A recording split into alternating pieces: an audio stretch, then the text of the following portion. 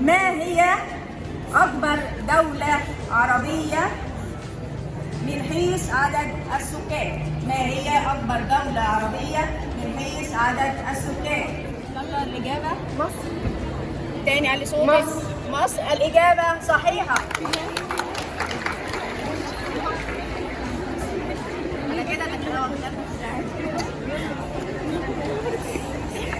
خدوا بالكم كلمة عربية. سؤال سهل. ما هو الكوكب الأقرب للشمس في مجموعتنا الشمسية؟ عطارد. الإجابة صحيحة. طبعا في تعادل يا سنة أولى، تعادل بقى كده بقى 3-3. في سؤال سرعة بقى، اللي هيبقى السريع فيهم هو اللي هيقول، وهو سؤال سهل برضه. طبعا دلوقتي كلنا عارفين عن قصة اللي هي التغيرات المناخية، تمام؟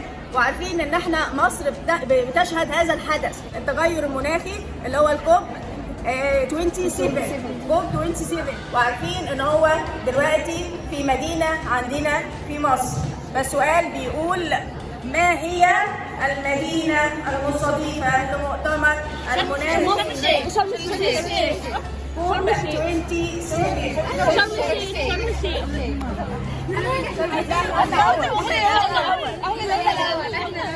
لا بس هي معلش.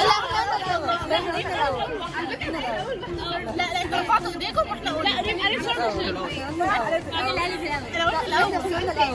دلوقتي الاثنين قالوا توقيت واحد. الخامس هو اللي هنقول فاز، ولكن برضه اولى سابع فاز، والاثنين